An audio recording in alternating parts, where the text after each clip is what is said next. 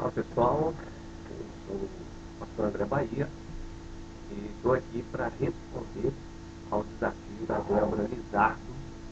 No dia 12 de março, ela compartilhou o desafio bíblico em Colossenses 4:2. Eu quero te agradecer, Débora, porque eu fui lembrado do desafio de perseverar na oração, de alegrar sempre e em tudo ser agradecido. Eu quero compartilhar o desafio bíblico de Sicar. Você se lembra? Não? Então vamos refrescar a memória e viajar para o interior da Samaria. O nome desse desafio é Um Encontro ao Meio-Dia, uma reflexão baseada em João capítulo 4, versículos de 1 a 42.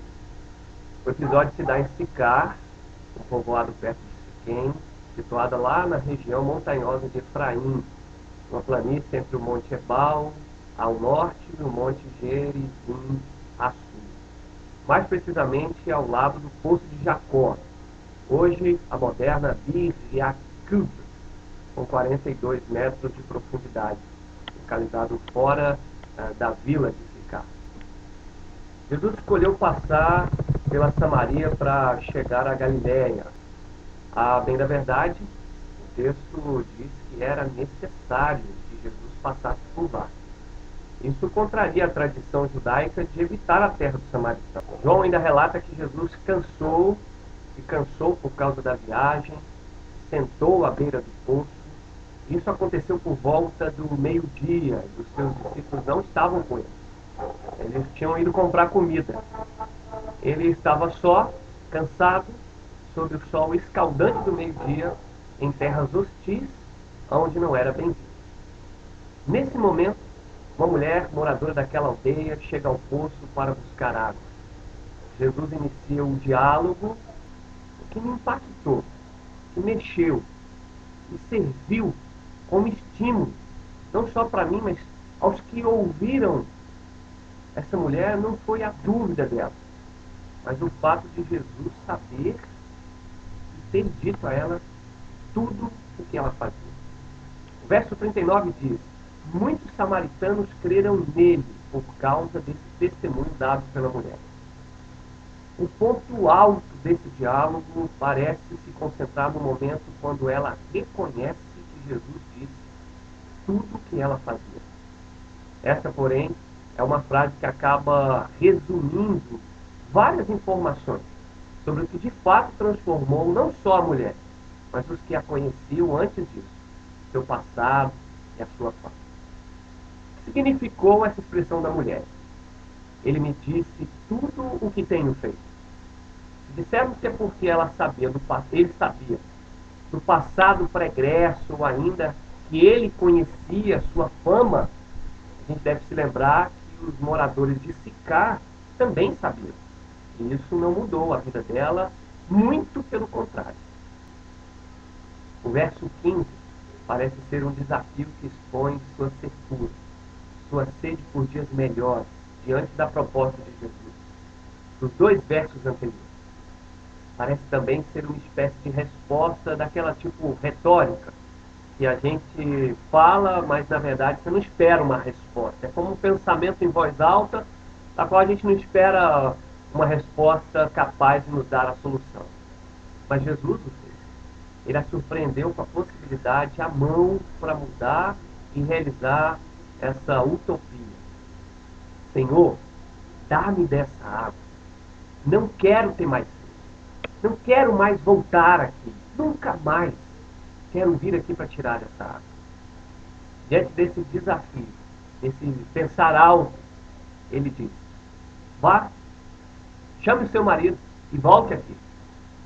Jesus tocou na ferida, mas ele a expôs. Trouxe para fora, removendo a cobertura superficial que a fazia sofrer silenciosamente, e então abre essa ferida. O fato é que você já teve 5 maridos. E o homem com quem você agora está vivendo não é seu marido. Aqui, o encontro poderia ter acabado. Ela poderia ter interrompido o diálogo naquele segundo. Pois, como um judeu desconhecido chega aqui e vem dizer tudo quanto eu tenho feito. Mas ela sabia que não foi assim que Jesus falou. Não foi assim que ele fez. Essa ação de descobrir a ferida é precedida de palavras que ela provavelmente nunca havia ouvido. E de um modo de ser tratada que ela nunca havia experimentado. Jesus a considerou mais importante que a sua própria tradição ou qualquer diferença étnico-religiosa. A palavra de Jesus parece soar como um bálsamo que ela tanto esperava. Isso a limpou, a purificou, a perdoou, a libertou das cadeias. Não quero ter mais sede. Não quero mais continuar fazendo isso. Não quero mais essa vida para mim. O que nos permite esse entendimento do texto é a resposta seguinte da mulher lá no versículo 19. Aparentemente sem muito nexo, afinal, poderia pensar a mulher. Estávamos falando de mim, das minhas feridas. Mas agora, embora eu lhe reconheça como profeta, Jesus, quero lembrá-lo das nossas diferenças culturais, ok? Não foi isso que aconteceu.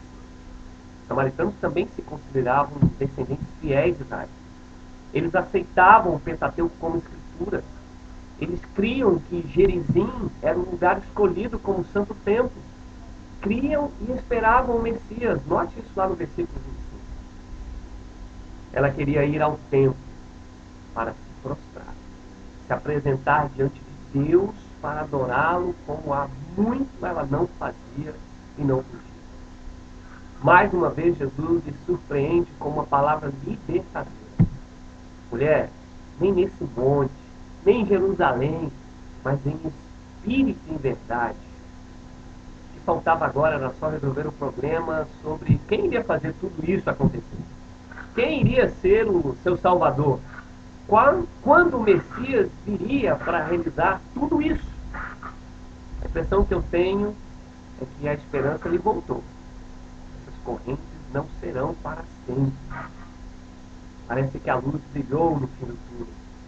Um dia, o Messias virá e vai tirar todas essas amarras. Mas até aquele momento, isso ainda não era uma verdade na vida dela. Pela 7ª vez, Jesus lhe dirige a palavra e diz: eu sou o Messias. Eu que estou falando com você. Agora não faltava mais nada. Contudo, o evangelista João parece parar o diálogo no versículo 27 para introduzir a chegada dos discípulos como comida. Aparentemente, nada muito a ver com tudo que se havia narrado anteriormente. Mas é um ledo engano. Isso tem tudo a ver. Os 2 versos seguintes, 28 e 29, volta a mulher e ela havia deixado o seu campo, ido para a aldeia já de maneira diferente. Não era mais uma adúltera carregando água ao meio-dia, mas alguém capaz de impactar outros com seu testemunho vivo da transformação que Jesus lhe fizera. Ela deixou seu campo naquele poço, naquele encontro, naquela cidade. Nós sabemos, e João não nos deixa esquecer, que muitos daquela cidade, samaritanos, creram em Jesus por causa do testemunho dela, diz o verso 39. E ainda, os que foram até Jesus o convidaram para permanecer com ele. Foram mais 2 dias, e por causa da sua palavra, muitos outros creram, diz o verso 41. Uau! Que mensagem fantástica aos discípulos. Sim, eles também foram fortemente impactados por aquela viagem. Primeiro, Jesus decide levá-los pelo meio de um povo impuro, ao menos aos olhos da sua tradição e cultura. Segundo, eles o viram quebrando todos os protocolos quando conversava e provavelmente bebia água no cântaro de uma mulher e uma mulher samaritana. E terceiro, eles foram comprar comida. Jesus ficou descansando. Eles insistiram para ele comer, mas ouviram foi um sermão. Tenho algo para comer que vocês não conhecem. Continua até o verso 38 do sermão de Jesus aos discípulos. Por fim, ainda os fez permanecer por 2 dias em Sicar, com eles, os samaritanos. O que era para ser só uma passagem rápida virou estadia e trabalho. Quantas lições nós podemos aprender com tudo isso narrado em João 4, de 1 a 42, não é mesmo?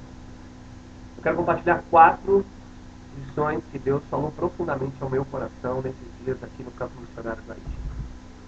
Primeiro, essa narrativa é uma narrativa missiológica e missionária. Eu explico. É missiológica porque nos leva à reflexão sobre a missio Dei, a missão de Deus. Qual é o foco de Deus no mundo? O que Ele fez e tem feito na história e com quais objetivos? Mas é também missionário, porque nos permite avaliar e pautar o nosso fazer a partir do fazer missionário, do missionário Jesus de Nazaré. É muito mais que um texto que os de fora, ouvindo, entrarem. Ele nos impulsiona a sair para que os que estão fora saibam e sejam impactados com a oportunidade de também entrar. Segundo, fazer o que é necessário pela e na missão até pode proporcionar momentos de solidão, cansaço, exposição ao calor escaldante em terras hostis e ainda me levar aonde não sou bem-vindo. Mas eu percebo que isso me assemelha ao Deus. Me dá certeza que eu estou comendo a mesma comida dele, fazer a vontade daquele que me enviou e concluir a sua obra. Terceiro, o encontro ao meio-dia pode servir para transformar a história de uma pessoa.